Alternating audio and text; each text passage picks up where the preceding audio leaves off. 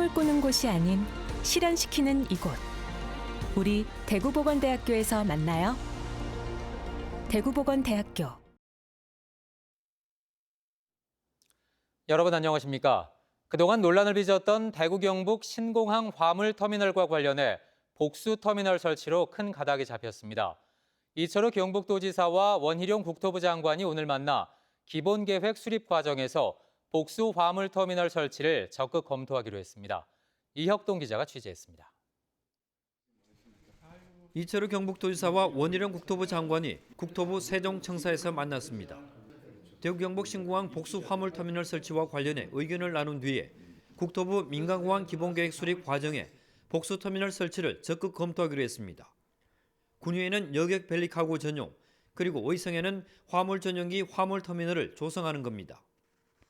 우리 통합 신공항에 화물터미널을 복수로 설치하는 안을 저희들이 적극적으로 그 기본계획에 포함시켜서 검토를 하겠습니다.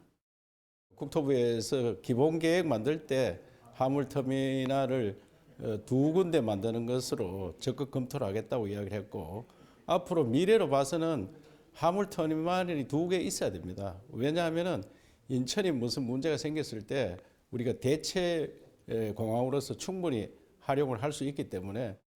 경북도는 의성 전용 화물터미널은 계류장과 터미널, 주차장 등 5만 5천 제곱미터 규모로 유도로와 진입도로 등 총 사업비가 2,600억 원 들 것으로 추정하고 있습니다.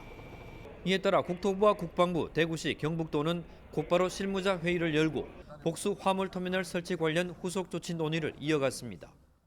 국토부는 최근 공개한 민간공항 기본계획 수립용령 사전규격서에 벨리카고와 화물 전용 터미널 설치에 대한 기술 경제적 타당성 분석을 명시하고 국방부와 기재부도 긍정적으로 검토하고 있는 것으로 알려졌습니다. 경북도는 30년에 건설되는 의성공항 신도시를 국가시범 스마트 도시로 추가 지정해 줄 것도 건의했습니다. 그동안 화물터미널 위치를 놓고 갈등을 빚었던 신공항 건설이 복수 화물터미널 설치로 큰 가닥이 잡히면서 관련 사업을 추진하는 데 속도가 붙을 전망입니다. TBC 이혁동입니다. 대학 혁신을 통해 지역과 동반 성장을 이끌기 위한 정부의 글로컬 대학 30사업에 지역에서는 포스텍과 안동대, 경북도립대 연합 두 곳이 선정됐습니다. 소멸 위기에 놓인 지역과 대학에 새로운 활력을 불어넣을지 주목됩니다. 현경아 기자가 전해드립니다. 교육부의 2023년 글로컬 대학 평가 결과 경북에서 포스텍과 안동대, 경북도립대 연합 두 곳이 최종 선정됐습니다. 이에 따라 해당 대학들은 앞으로 5년 동안 정부로부터 학교당 1,000억 원을 지원받아 규제 혁신을 추진합니다. 포스텍은 정부 지원과 별도로 경상북도 1,000억 원과 법인 2,000억 원 등 모두 4,000억 원을 집중 투자하고 2차 전지와 수소 등 지역 전략 산업의 기술 경쟁력 확보와 100% 무학과 등 수요자 중심의 교육 혁신을 추진합니다.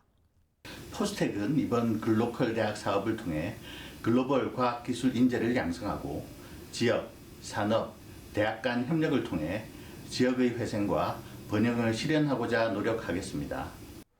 전국 첫 국공립대 통합 모델인 안동대와 경북도립대 연합은 지역 밀착형 특화 캠퍼스로 전환하고 전통문화 기반 K-인문학 중심 인재 육성, 백신과 햄프 등 지역 특화 산업 발전을 이끌 계획입니다. 인문 중심으로 이제 저희가 세계화되는 점이 하나가 있을 거고요. 두 번째는 공공형 대학이라서 경상북도 발전을 위해서 저희 대학과 함께 경북의 산하기관들이 함께 협업해서 운영할 수 있다는 점. 올해부터 시작된 글로컬 대학 30사업은 인구 감소와 산업 구조 변화로 위기에 놓인 지역 대학의 혁신을 통해 소멸 위기를 돌파하기 위한 프로젝트입니다. 교육부는 올해 선정된 10곳을 시작으로 2026년까지 30곳 안팎을 추가 지정할 계획입니다.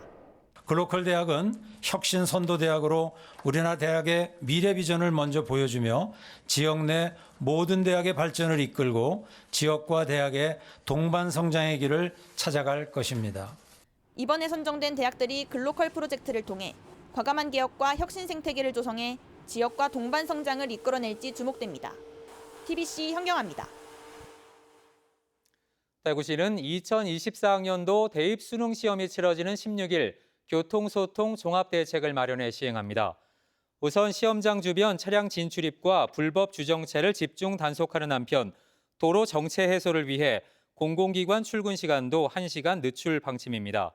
또 수험생 등교 시간대 도시철도 운행 간격을 평소 6분에서 9분대에서 5분대로 줄이고 돌발 상황에 대비해 비상대기 6편을 추가로 편성하기로 했습니다. 지역 유일의 향토백화점 대구백화점이 경영권 지분 매각을 추진하고 있는데 구체적인 윤곽은 한 달 안에 나올 것으로 보입니다. 동성로 상인들은 침체된 상권 활성화를 기대하는 분위기입니다. 김영우 기자가 전해드립니다. 대구백화점은 최근 공시를 통해 경영권 지분 매각을 위한 사전 절차를 시작했다고 밝혔습니다. 경영권 지분 매각 언론 보도와 관련해 최대 주주에 확인한 결과 매각 주관사가 예비 후보자들을 선정해 지분 매각을 위한 실사를 개시했지만 확정된 사항은 없다고 해명했습니다. 또 구체적인 사항이 확정되는 시점이나 1개월 안에 재공시하겠다고 덧붙였습니다. 현재 병원과 대학 등을 보유한 차바이오 그룹에서 매각 관련 실사를 마친 것으로 알려졌고 경영권 프리미엄을 포함한 매매가는 주당 3만 원 선에서 논의 중인 것으로 전해졌습니다. 동성로 상인들은 그동안 침체됐던 상권 활성화를 내심 기대하는 분위기입니다. 대구백화점이 지금 한 2년 넘게 폐짐이 되고 있는 상태인데 좀 뭔가 요 활용을 해서 좀 좋은 방향으로 나갈 수 있는 계기가 됐으면 좋겠다는 생각이 들고요.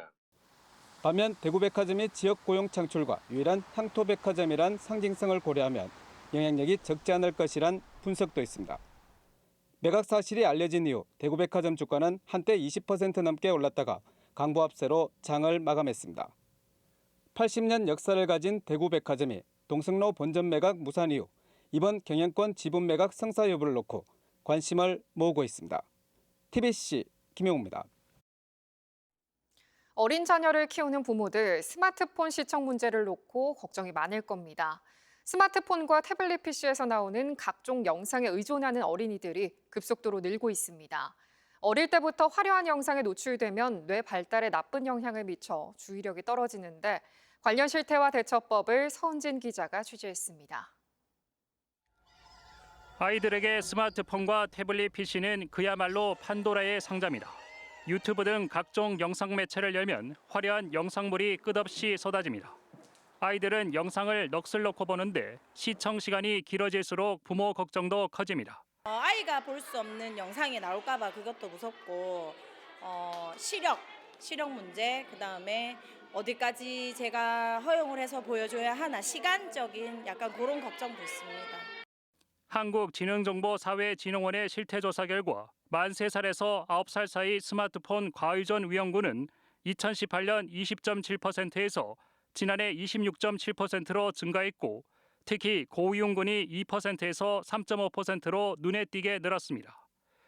왜 보여주냐고 물었더니 자녀 통제와 부모 활동 시간 확보를 위해 스마트폰을 보여준다는 답변이 30%를 넘었습니다. 과의존 원인에 대해 훈육 방법을 모르고 훈육 시간이 부족하다는 답변이 가장 많았습니다. 이 폰을 30분 이상 사용하면 누구나 생각 주머니가 작아진 걸 확인했습니다. 어린이들의 스마트폰 과의존 현상은 코로나19 사태로 심해진 상황. 전문가들은 어릴 때부터 스마트폰에 노출되면 뇌 발달에 악영향을 미치고 주의력 결핍 장애도 일으킬 수 있다며 부모가 먼저 스마트폰을 절제하는 모습을 보여줘야 한다고 강조합니다. 부모님이 과의존일 경우 영유아 과의존율이 2배 이상 높은 것으로 나타났기 때문에 부모님들이 과의존이 되지 않도록 아이들 앞에서 스마트폰을 잘 사용하실 수 있는 모습을 보여주는 게 스마트폰 심센터 홈페이지에서 과의존들을 평가해 위험도가 심하면 센터를 통해 상담 지원도 받을 수 있어 자녀의 스마트폰 이용에 대한 세심한 관리가 필요합니다. TBC 서은진입니다. 우리나라에서 처음으로 포항에 대규모 연어 양식 클러스터가 들어섭니다. 전량 수입에 의존하던 연어를 연간 10,000톤가량 대체 생산할 수 있게 됐는데 세계적인 노하우를 가진 노르웨이 기업도 참여합니다. 정석헌 기자의 보도입니다. 바다와 맞닿아 있는 포항 장기천은 담수와 해수를 오가며 서식하는 연어 생육에 적합한 곳입니다. 연어 취업 방류와 함께 매년 연어가 산란을 위해 찾아옵니다. 이 장기천 일대에 연어 스마트 양식 클러스터가 들었습니다. 400억 원을 들여 먼저 축구장 4개 크기인 28,000여 제곱미터에 스마트 양식 기반 시험 시설을 만듭니다. 또 배후 부지 19만 5천여 제곱미터의 연어 양식과 가공 처리 시설, 사료 공장을 조성할 계획입니다. 세계에서 가장 많은 양식 연어를 생산하고 노하우를 가진 노르웨이의 기업이 직접 대서양 연어 수중란을 들여와 부화와 양식 기술을 제공합니다. From Korean side, you have a lot of expertise and knowledge. From the Norwegian side, they have also a long history of fish farming. So together, I think Koreans and Norwegians are quite complementary. 특히 해양 오염이 없는 순환 여과 시스템과 인공지능 등 최첨단 기술을 접목한 스마트 양식 표본 모델을 연구 개발할 계획입니다. 각종 첨단 여과 설비를 통해서 사료 찌꺼기나 아니면 어류의 배설물들 이런 것들을 여러 단계에 거쳐서 완전히 순환 여과를 통해서 깨끗한 물을 만들고 해양 오염이 없는 깨끗한 물만 배출을 하게 됩니다. 스마트 시험 시설이 들어서는 2025년에는 연간 1,000톤, 배후 부지가 완공되는 2033년에는 국내 수입량의 14%인 연간 10,000톤, 1,300억 원어치 연어를 생산할 수 있습니다. 연어를 국내 양식을 해서 수입을 대체함으로써 우리 이 어업도 새롭게 발전을 하고 특히 우리 포항 지역 경제에 큰 도움이 되는 그런 계기를 만들기 위해서 이렇게 시작을 하게 됐습니다. 세계 연어 시장 규모는 60조 원. 포항에서 양식된 연어가 국내는 물론 해외로 수출되면서 미래 먹거리 산업을 주도할 수 있을지 주목됩니다. TBC 정석헌입니다. 지난 10일 끝난 대구 국제 오페라 축제 객석 점유율이 83.7%를 기록했습니다. 대구문화예술진흥원은 36일 동안 모두 2만 6천여 명이 축제를 찾았고 생소한 작품들이 무대에 오른 점을 감안하면 의미 있는 객석 점유율이라고 자평했습니다. 20회째인 이번 축제에는 리하르트 슈트라우스의 살로메 등 메인 오페라 5편과 특별기획 오페라 2편 등 다채로운 공연이 펼쳐졌습니다. 박정희 전 대통령 탄생 106도를 기념하는 박정희 다시 보기 정 사진전이 국회의원회관에서 열리고 있습니다. 국민의힘 구자근 의원실과 구미애총이 함께 마련한 사진전에서는 유경수 여사와 박근혜 전 대통령 등 가족과 일상적인 모습이 담긴 사진 38점이 선보이고 있습니다. 제철을 맞은 포항 구룡포 과메기와 영일만 특산물인 검은 돌장어 홍보 행사가 국회에서 열렸습니다. 포항시와 국민의힘 김정재, 김병욱 의원실이 함께 마련한 행사에서는 박찬일 셰프와 함께 과메기와 돌장어로 만든 다양한 음식을 선보여 참석자들에게 좋은 반응을 얻었습니다. 대구 안심과 경산 하양을 잇는 대구 도시철도 1호선 연장 구간에 신설하는 두 개 역사 이름이 부호 경일대 호산대역과 하양 대구 가톨릭대역으로 결정됐습니다. 경산시는 최근 시정조정위원회를 열고 내년 하반기 개통 예정인 도시철도 1호선 연장 구간 가운데 하양에 신설되는 두 개 역사 이름을 확정한 데 이어 조만간 대구시에 통보할 예정입니다.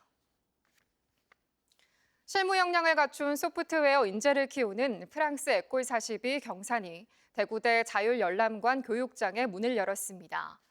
에콜 42 경산 1기 교육생 250여 명은 오는 27일 집중 교육 과정을 시작으로 소프트웨어 전문 기업이 요구하는 최신 개발 기술을 자기주도 학습을 통해 배웁니다.